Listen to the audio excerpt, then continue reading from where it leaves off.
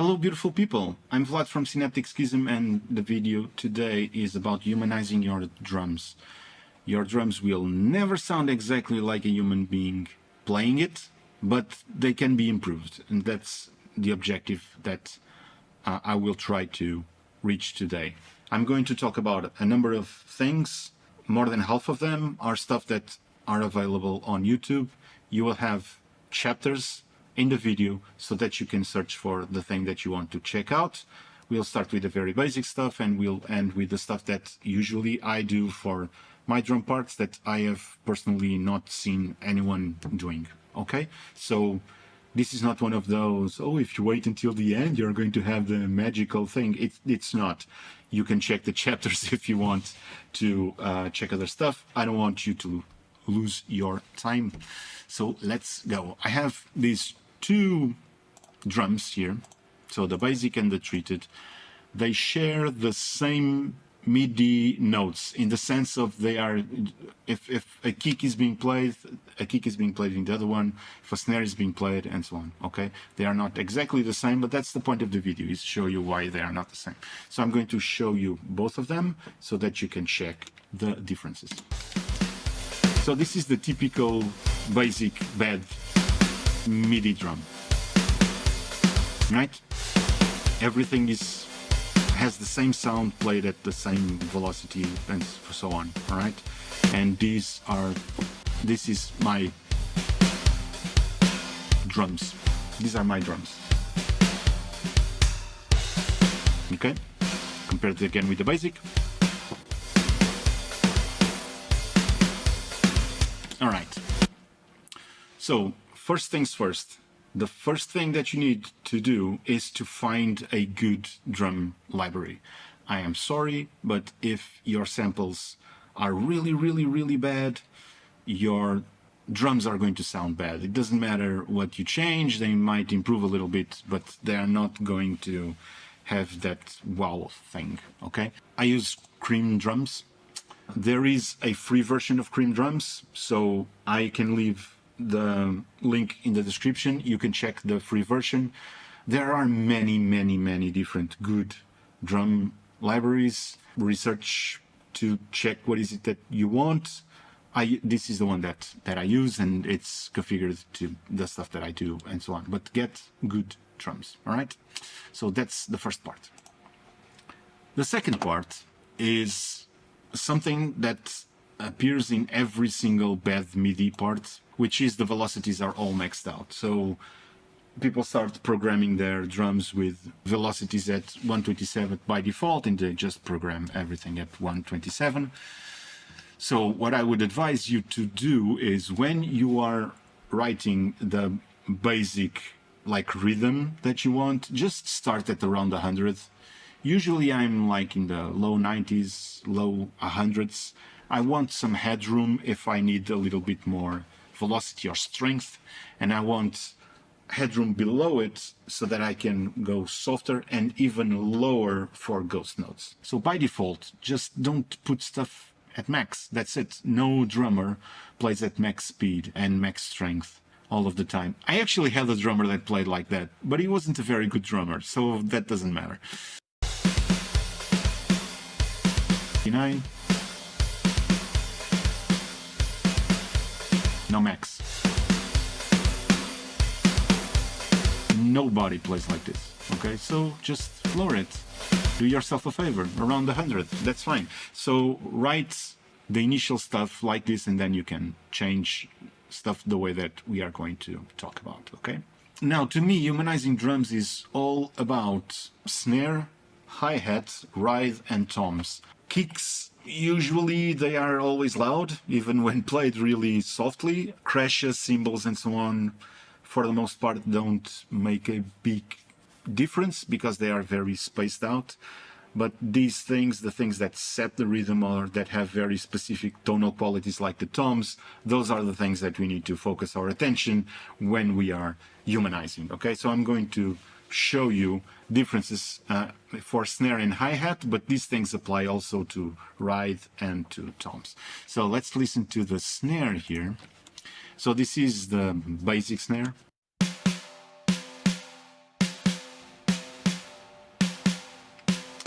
and this is the treated snare.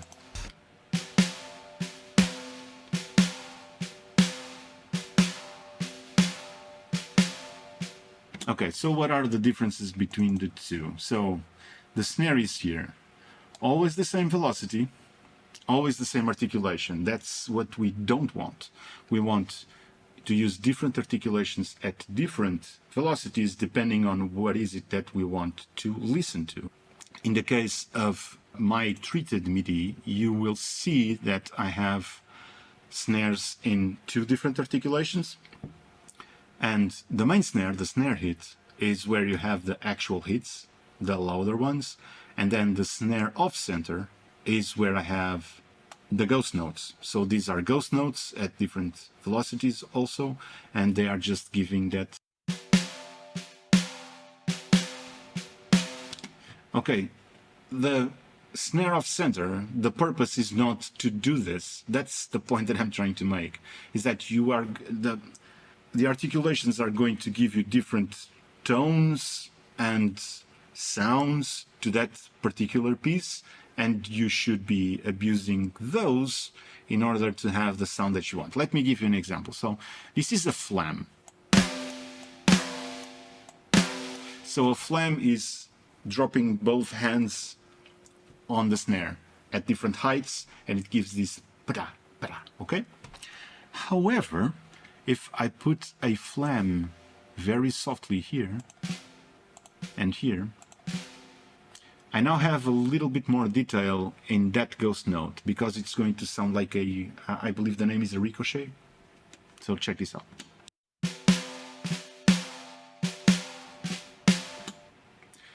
The flam is not supposed to be doing that, but since we have a very low velocity here, we are going to have this extra little bit of detail, right?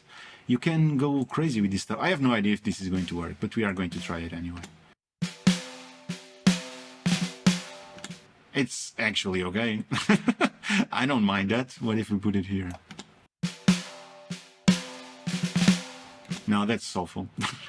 But you get the idea. You get the idea. So use the articulations and the velocities to get the sound that it's in your head that you want your virtual drummer to be making. That's the whole point. Now, let's do the same exercise for hi-hats, okay? So the hi-hat with no treatment is just the same hi-hat at the same velocity, sounds like this. The reason why it's not absolutely atrocious, it's because of Khrim Drums, which is a pretty cool library. Now, my MIDI.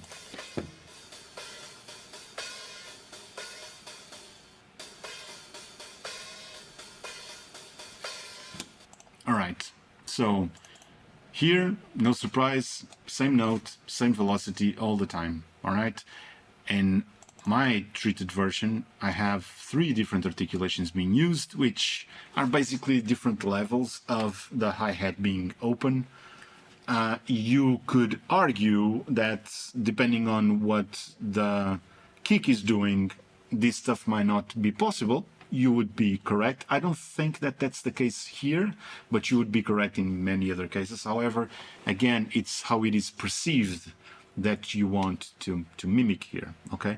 And what I want to mimic is different intensities being used in the hi-hat, okay? So to do that, what I did was the same that I did with the snare. So I have these higher, more open hi-hats here, then I have lower ones here, actually at the same velocity, which is interesting.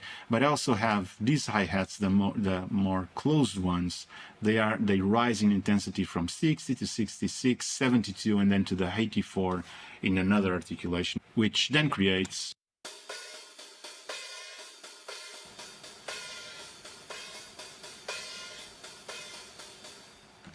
and you can do this with, and you should do this. So using different articulations with different velocities for snare, hi-hat, ride, and toms. So for these 4 things, these are the things that it's going to be more obvious. However, if you have, let's say, a double kick in action, you can get quite a bit of machine gun effect. Now, there are 2 ways of treating this. Actually, Khrim Drums already has this anti-machine gun thing, which I always have turned on, which helps, but we want a little bit more than that. So what I want to do is I want to add a little bit more randomness, and I do that with this humanizer. Now, the vast majority of DAWs, I would say all the DAWs that have a decent MIDI editor have some kind of humanize. You select all of the notes that you want, you press the H key usually, and you get this window where you can change the humanization settings and so on. I absolutely hate those windows. And the reason for that is that I want my MIDI part to be exactly what I wanted it to be, and then introduce randomness on top of that. And the reason why I prefer it this way is that I don't want any changes directly in my MIDI part. I want my MIDI part to be what I want the MIDI part to be. I don't want changes in that at all. So I prefer to have this kind of plugins, which, to be honest, they are kind of fire and forget. I just put it here, it just works. And this is going to help quite a bit with faster runs, with, for instance, the kick and the crash doesn't hit exactly at the same time all of the time. There's always a little bit of a discrepancy. It's really cool. I just love it. It's very, very, very subtle, so there are no issues here. It's just to give, it's almost like ear candy. Okay, so that's what I have here. I'm going to talk about two more things. One of them is really obvious. You can see I have all of these tracks. All of these tracks are audio tracks that are sound is being sent to from Contact. So I have this out 1, out 2, out 5, out 5. So all of these are these tracks that you can see here in my DAW.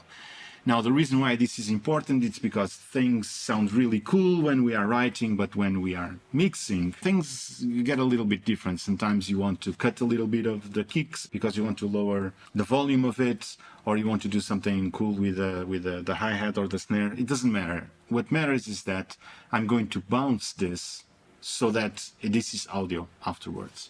And the single most important one that you have is this room here. Okay, so I'm going to show you what the room does. Actually, I'm going to play it like this and then I can mute the room.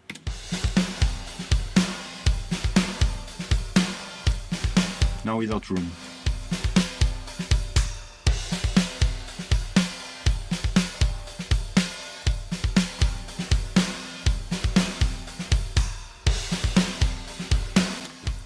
Room gives so much depth to the drums that half of the work of making it sound more human is to have them in the room. I think it just makes a ton of difference, but you need to have a drum library that allows the room to be outside or that allows you to handle the room within the plugin. Okay. Now, what I do with my room is I do add a reverb to it. In this case, it's Filter Pro R2 with obviously the Drum Studio presets. If you don't have Pro R2, that's fine. What you want to look for, I'm going to solo this, you want the room to sound as if it was in another room. Okay, if you were listening to someone playing drums in another room, that's what you want to go for. So check this out, that's just the room channel. See what I mean? It's like you are in a club and you are not in the room where the band is playing. It's just there far away, you know? Like there's a wall between you and the drummer. That's what you want the room to sound. If the room sounds like that, then you just add it to the rest of the pieces. And you have this. That's the whole point. Cool. All right, now I'm going to show you one more thing with the hi-hat. Actually, two things with the hi-hat that you can do technically in every single track, but I would advise you to do it only when you need it. Okay, so the first one is a transient shaper. This one is from Kilohertz. I will leave the link in the description to Kilohertz. It's free. You can get it. To me, it's the best transient shaper I've ever used, and I've tried many. It's really cool. So what you want to do with this is the attack is the initial impact of the sound. It's the actual transient, and the sustain is the tail of that sound, okay? And you can shape them here, all right? I'm going to solo the hi-hat so that you can listen to the difference. So if I put all attack and no sustain, you only listen to the click. All right, now if I do it the other way around, no attack and all sustain, you only listen to the tail.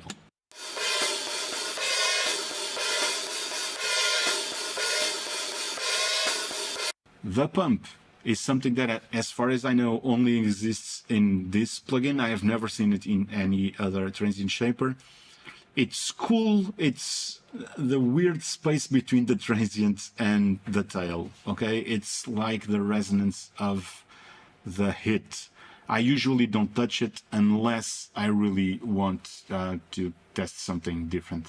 For the most part, you want to do this to enhance what you feel needs to be enhanced. So in this case, I had a little bit of attack and I removed the sustain because I wanted the hi-hat to be more about the hit and less about the tail.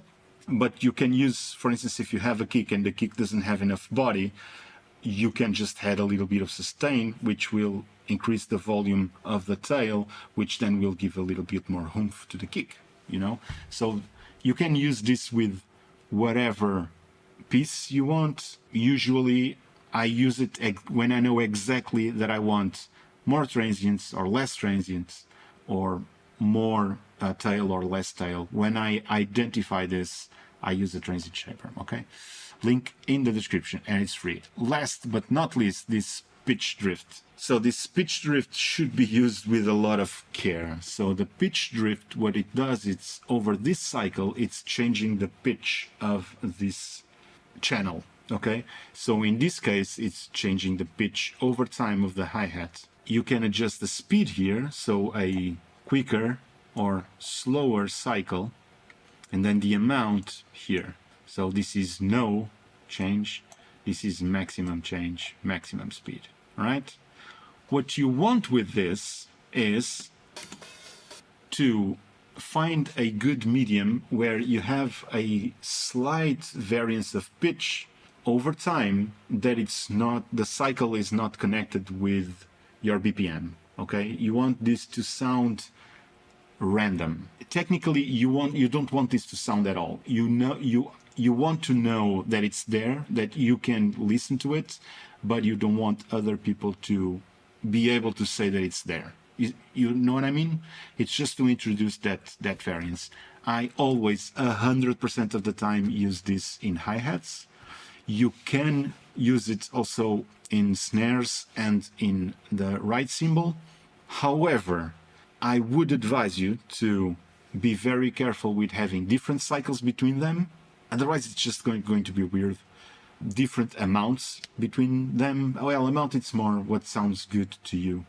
And none of them being locked to the BPM of the song. The idea of this is to introduce apparent randomness. That's what you want to do. So I remember that this one was 75-75, because this is what I always have here. It's very, very, very subtle. I bet that you didn't notice that this was here. I'll show you.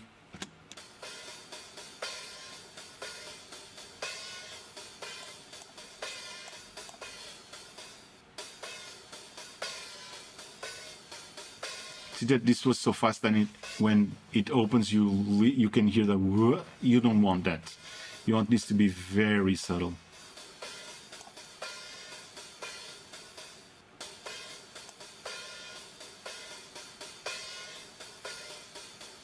Here it's almost synced, so if it's too slow, it's more noticeable actually.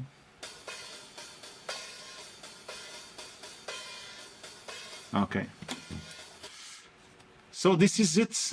These are all my tips and tricks. I bet that if you start doing this stuff, it's going to sound like a lot of work early on, and it is, but then you kind of get used to it. For instance, when I wrote this, all of these things like choosing a different articulation, different speeds. It's just second nature now. I don't even think too much about it. If you have a hard time understanding where the ghost notes should be and how you should be managing and what plays when, just check YouTube tutorials about how to play drums.